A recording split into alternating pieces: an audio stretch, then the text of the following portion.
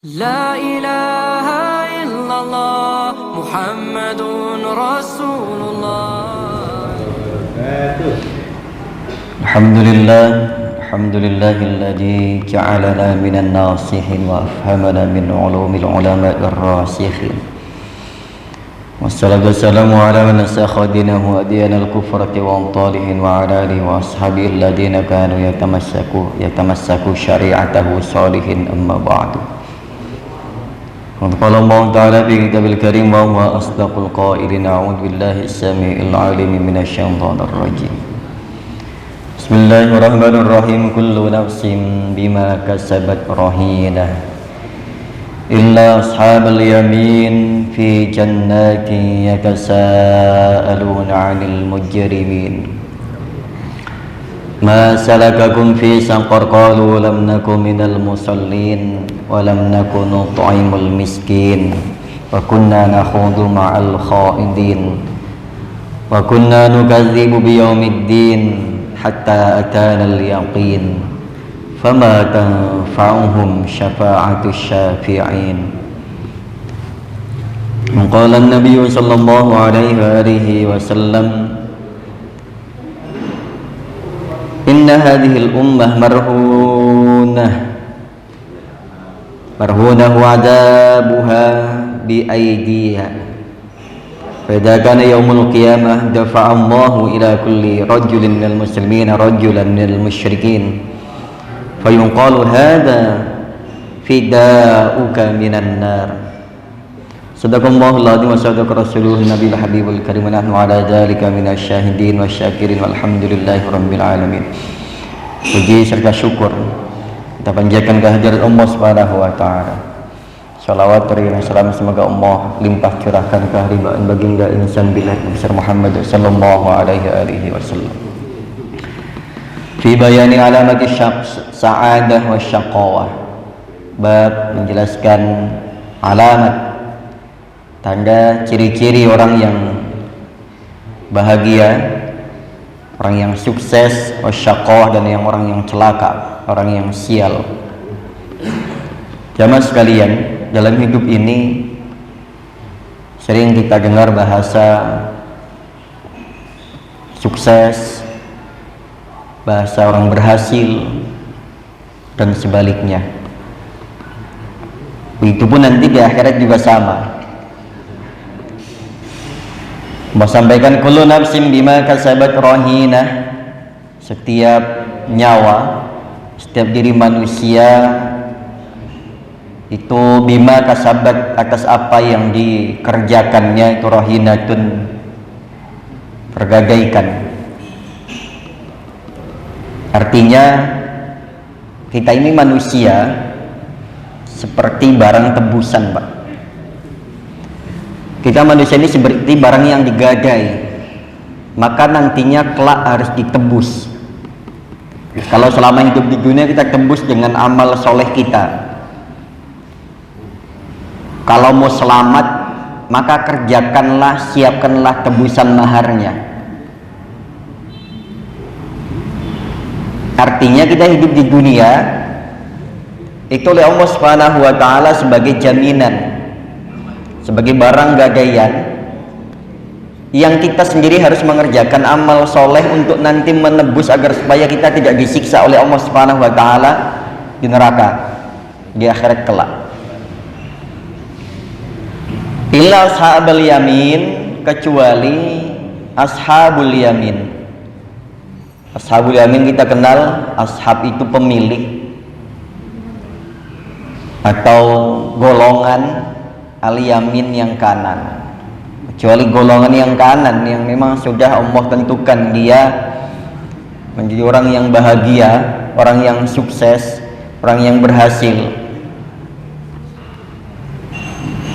Berhasil karena amalannya ini sudah bisa ditebus, sudah menyiapkan diri kita untuk menebus diri kita agar supaya tidak jadi jaminan, atau kita sudah menjaminkan amalan kita agar supaya kita diselamatkan oleh Allah dari siksaan api neraka, atau ada garansi masuk surga. Hari ini kita belum ada garansi, Pak, dan belum ada yang menggaransi kita. Apakah kelak nanti di akhirat kita termasuk golongan ashabul yamin atau ashabul shimal? Sampai hari ini belum ada jaminan. Harusnya kalau belum ada jaminan, kita bisa lebih mempersiapkan diri. Layaknya kita menggadaikan sesuatu, atau kita meminjam sesuatu, atau ngambil sesuatu yang kita gadaikan adalah hal penting, misalkan surat-surat atau barang penting lainnya. Kita akan bagaimana caranya untuk melunasinya, bagaimana caranya tidak sampai jatuh tempo itu sampai tidak terbayar, gimana caranya jangan sampai barang itu kemudian disita. Nah, kalau suatu saatnya nanti kita disita, kita diambil oleh Allah Subhanahu wa taala, sekurang-kurangnya kita sudah mempersiapkan amalan soleh. Nah, ashabul yamin ini orang yang sudah digaransi oleh Allah masuk surga, fi jannati yatasaaluna 'anil mujrimin. Orang yang sudah digaransi oleh Allah masuk surga, yang nanti Pak, di surga itu kita diberikan waktu dan tempat untuk menyapa orang-orang yang berdosa. Di surga itu yatasaaluna 'anil mujrimin. Kita bisa nanti suatu ketika, kita sekarang satu majelis. Nanti kalau di akhirat kita nggak satu majelis, ada yang masuk surga karena amalannya, karena keikhlasannya, karena doa dan baktinya kepada orang tua, karena sedekahnya kah, karena apanya, macam-macam. Dan di antara kita, naudzubillah min dzalika, seandainya ada yang masuk neraka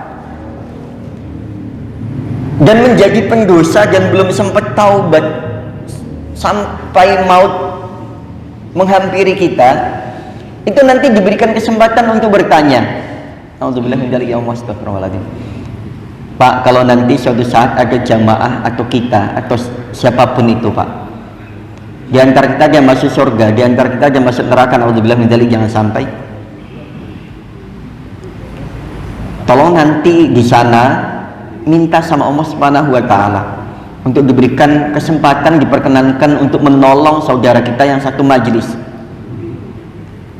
Ini agar supaya pertemanan kita bukan hanya di dunia, bukan hanya satu majelis taklim saja, bukan hanya teman ngopi, teman nongkrong, teman satu majelis di dunia saja, tapi bisa menjadi teman sampai akhirat. Nanti mintakan sama Allah Subhanahu wa taala, ya Allah, dulu ini teman saya. Nanti diberikan kesempatan oleh Allah untuk bertanya. Ya tasaaluna 'alil mujrimin. Mereka mampu berkomunikasi, bahkan bertanya faktor dan penyebab apa mereka masuk ke dalam neraka itu, mereka bisa. Ayyasalu ba'duhum ba'dhan. Satu sama lain bisa saling bertanya. Kalau umpama nanti naudzubillah min dzalik, saya masuk neraka, Bapak masuk surga, nanti Bapak bisa tanya, Amin, kenapa bisa masuk neraka? Emang dulu ngelakuin apa? Perasaan dulu jadi imam, perasaan dulu sholat kelihatannya umum seperti kita semuanya, kok masuk neraka, kenapa?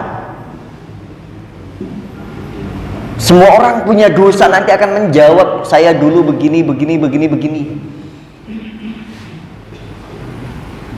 Nih Pak jamaah sekalian, apalagi kita nggak ada yang garansi kita bahwa kita akan masuk surga, akan terbebas dari neraka, belum ada yang garansi sama sekali.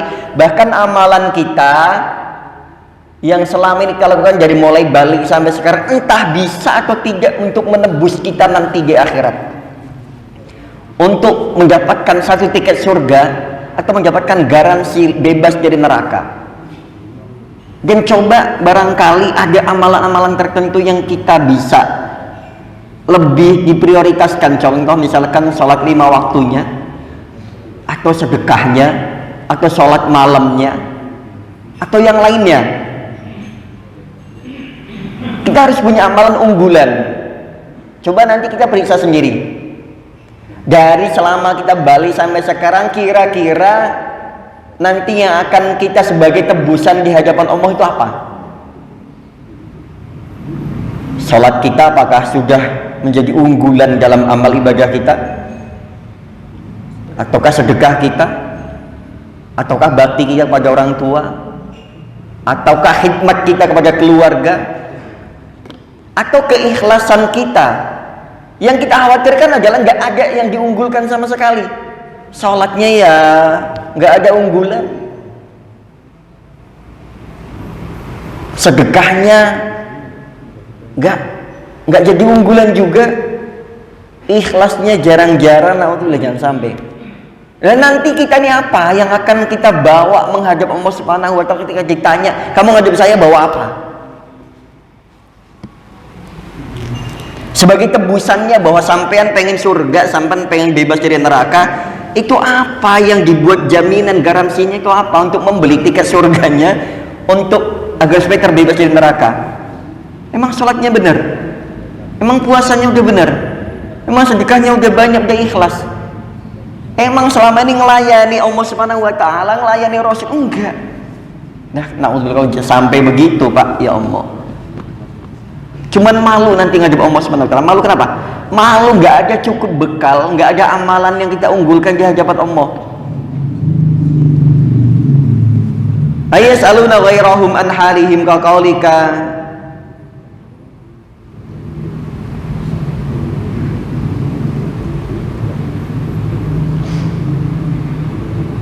itu ayas'aluna ghairahum. Mereka saling bertanya satu dengan yang lain tentang kondisinya saat itu ketemu. Pak, ya Allah, Pak, kok Bapak ada di neraka? Atau sebaliknya, kok Bapak bisa di surga? Dulu kan kita satu majelis sama, kita sholat juga sama, rokaatnya sama, bacaannya sama, banter-banternya juga kita sama, sampai dengan waktu Isra itu sama, Pak. Kenapa Bapak bisa masuk surga, saya masuk neraka? Atau sebaliknya, kenapa bisa saya masuk surga, Bapak masuk neraka? Yas'aluna ghairahum an halihim. Satu sama lain saling bertanya. Nanti kita akan mengalami hal itu. Sekarang hanya menjadi cerita masa depan. Nanti saat ini majelis kita sekarang akan menjadi cerita masa lalu. Pertama yang ditanyakan adalah masalakakum fi saqar. Pertanyaan umum. Itu orang akan yang bertanya, pertama kali ditanyakan adalah masalakakum fi saqar. Kenapa? Apa yang menyebabkan sampean ini masuk ke dalam neraka?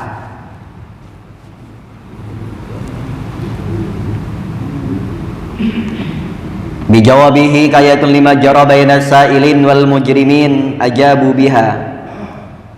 Ini dengan pertanyaan semacam ini lumrahnya yang pertama ditanyakan adalah hal apa yang menyebabkan masuk ke dalam neraka.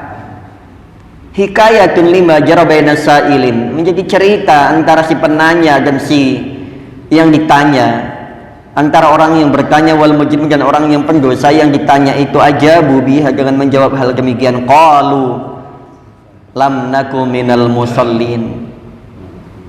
Ada yang menjawab begini, dulu kami nggak sholat,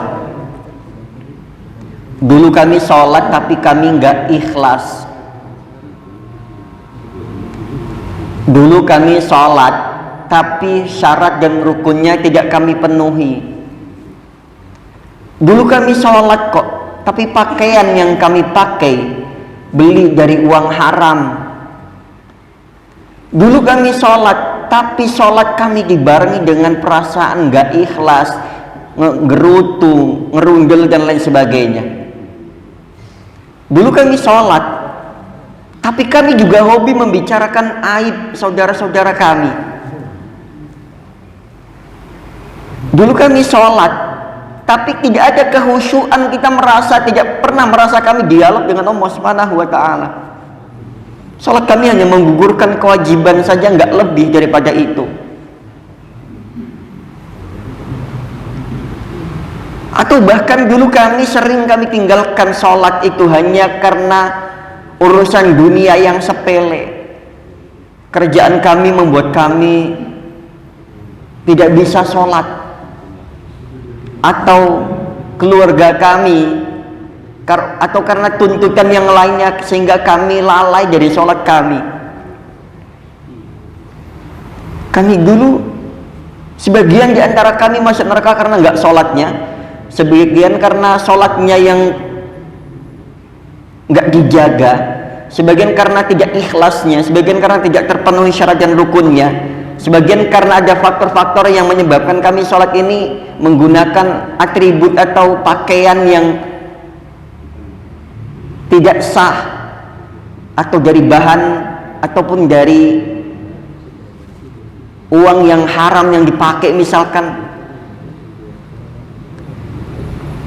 Walam nakunu nut'imul miskin, kami tidak pernah peduli dengan orang-orang miskin. Yang berikutnya ya, faktor yang paling banyak mendominasi itu diantaranya satu, karena tidak sholat atau tidak ikhlas dalam sholat, kemudian dia tidak mau menyantuni orang-orang miskin. Pak jamaah sekalian, Rasul itu paling senang itu kumpul. Beliau adalah seorang pejabat, kepala negara, Rasul, tapi beliau lebih senang kumpul dengan orang-orang fakir. Wa yuhibbul fuqara wal masakin wa yajlisu ma'ahum wa ya'udu mardahum wa yusayyi'u janaizahum wa la yahqiru faqiran aqa'ul faqru wa aswah. Beliau itu paling suka wa yuhibbul fuqara wal masakin. Beliau senang itu satu majelis dengan orang fakir dan miskin. Logikanya biasanya pejabat secara umumnya, kepala negara pada umumnya, dia akan banyak bergaul belusukan hanya sesekali, terlebih kalau udah mau masuk tahun politik tuh udah mulai tuh, mulai nyebur-nyebur ke got, mulai ke sawah, mulai mendekati orang-orang susah. Itu biasa terjadi setiap biasanya mau pemilihan. Yang tiba-tiba baik, yang tiba-tiba nyantunin, yang tiba-tiba ini dan lain sebagainya. Biasanya itu nanti kalau udah duduk menjadi pejabat, biasanya ya itu udah rahasia umum lah. Lah kita juga begitu Pak. Rasul itu yuhibbul fuqara wal masakin. Beliau itu lebih senang bahkan daripada kumpul dengan para pejabat, para orang-orang yang selevel, yang memiliki status sosial tinggi. Beliau bisa senang justru dengan wa yuhibbul fuqara wal masakin, kumpul dengan orang-orang fakir miskin. Wa yajlisu ma'ahum, duduk bareng sama mereka. Wa ya'udu mardahum, menjenguk orang yang sakit di antara mereka. Wa yusayyi'u janazah, dan mengiringi jenazah apabila di antara mereka ada yang meninggal. Wa la yahqiru faqiran, dan bahkan mereka Rasul terutama tidak pernah melihat kefakiran seseorang lantas merendahkannya, nggak pernah. Beliau nggak pernah melihat orang dari status sosialnya.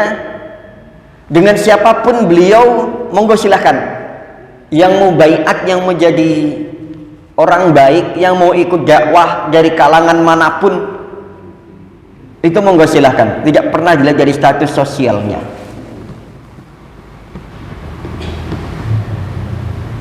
Dan memperlakukan orang itu hukumnya, itu hukum tidak pernah tebang pilih.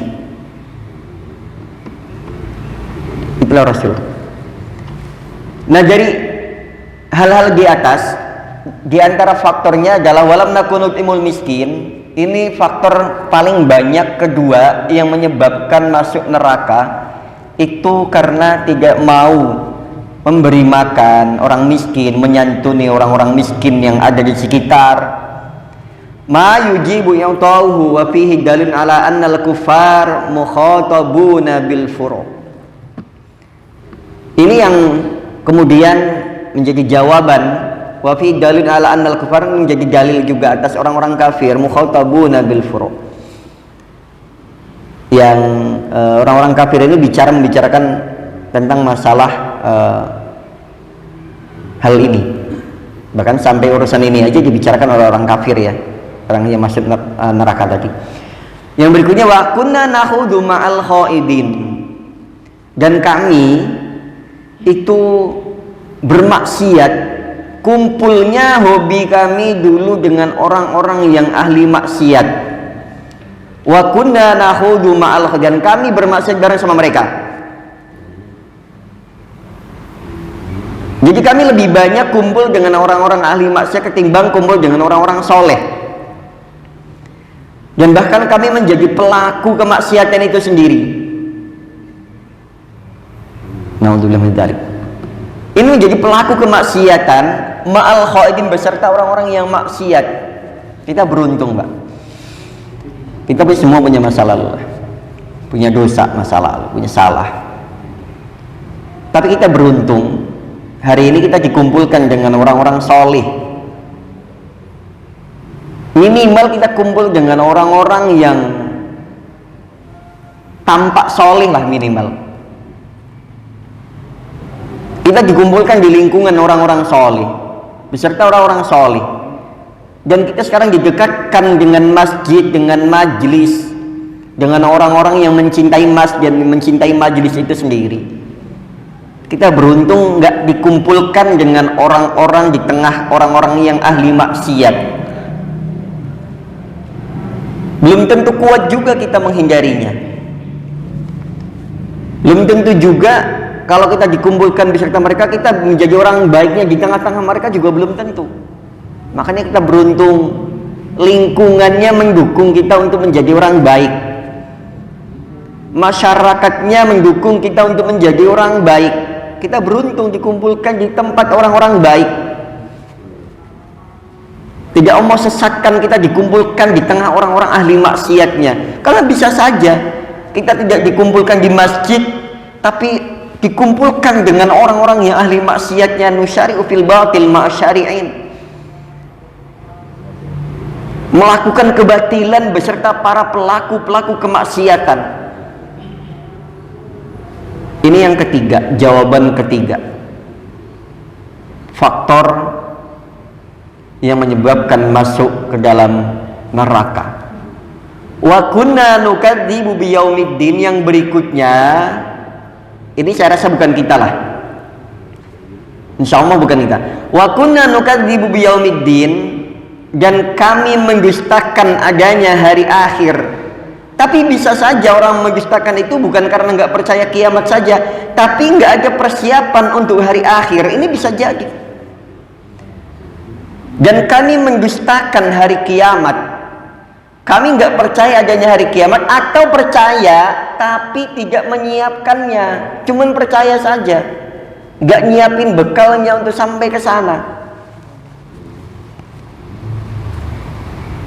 Kunna ba'da dzalika kulluhu mukadzibina bil qiyamah. Bahkan sebagian mendustakan adanya hari kiamat, atau mendustakannya dengan cara tidak menyiapkannya untuk bekal hari kiamat nanti. Sampai kapan? Hatta atanal yakin, bahkan sampai kami mati dulu kami belum sempat taubat. Kami mati belum sempat taubat, belum sempat sholat, belum sempat menyantuni orang-orang miskin di antara kami, dan kami masih menjadi pelaku kemaksiatan. Kami masih mendustakan hari akhir. Kami tidak menyiapkan sampai bekal sampai akhirat. Kami terlena dengan kehidupan dunia saja, terlena dengan kemaksiatan yang kami kerjakan saja. Hatta atanal yakin, sampai kami mati. Sehingga fama tanfa'uhum syafa'atus syafi'in law syafa'u lahum jami'a. Bahkan sampai hari ini Allah tidak memberikan izin siapapun untuk menolong kami, dan pertolongan siapapun tidak akan bermanfaat. Fama tanfa'uhum syafa'atus syafi'in, dan orang-orang yang mau menolong kami semuanya tidak Allah izinkan. Anak kami, keluarga kami, teman-teman rekan kami semuanya mau menolong, mau ngajak ke surga, tapi satu pun tidak Allah izinkan, tidak Allah berikan manfaat. Artinya kenapa? Sudah tidak ada obatnya lagi, tidak tertolong lagi. Tidak ada lagi siapapun yang Allah izinkan untuk memberikan pertolongan kepadanya. Na'udzubillah min dzalik. Lau syafa'u lahum jami'a. Andaikan seluruh manusia pengen nolong pun udah nggak bisa. Makanya sebelum itu terjadi sama kita, maka persiapkan. Ayo bareng-bareng, Pak. Ini wabil khusus saya memberikan nasihat untuk diri saya, dan umumnya kepada jamaah dan seluruh kaum muslimin muslimat dan seluruh pendengar yang hari ini pagi ini mendengarkan nasihat yang kami sampaikan bukan nasihat dari pribadi saya, tapi menyampaikan dari kitab risalah. Jamaah sekalian, sebelum kesalahan kita, terlenanya kita urusan dunia, ketidakberdayaan kita membawa amal soleh yang banyak di hadapan Allah, bahkan amal soleh yang banyak pun belum tentu mampu menolongnya. Sebelum semuanya berakhir sia-sia, fama tanfa'uhum syafa'atus syafi'in, sebelum semua orang tidak lagi Allah izinkan untuk menolong, tidak ada lagi orang tua menolong anaknya, tidak ada lagi anak menolong orang tuanya, tidak ada lagi teman menolong temannya. Sebelum itu semuanya ditutup, maka ayo kita bareng-bareng perbaiki amaliyah kita, perbaiki hubungan kita dengan Allah Subhanahu wa Ta'ala, perbaiki hubungan kita dengan sesama manusia. Kita bareng-bareng agar supaya nanti masuk surganya juga bareng-bareng. Kita semuanya pengen masuk surga, pengen terlepas dari neraka, tapi kita juga nggak pengen sendirian masuk surganya. Anak-anak kita, istri-istri kita diajak semuanya masuk surga. Teman-teman kita, wabil khusus teman satu majelis, satu tongkrongan, satu tempat ngopi, satu saung, satu apapun itu, ajak bareng-bareng masuk surga.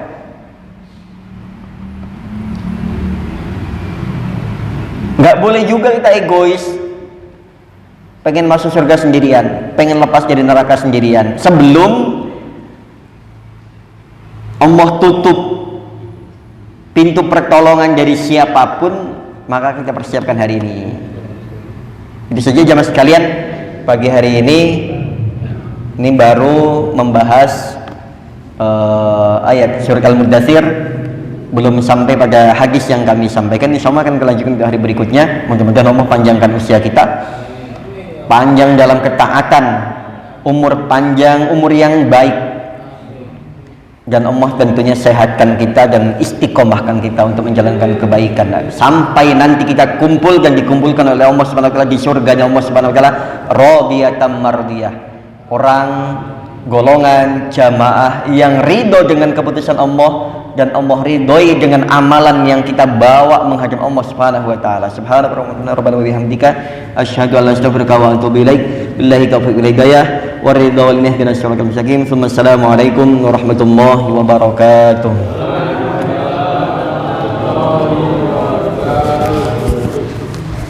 Monggo dilanjut ngopi.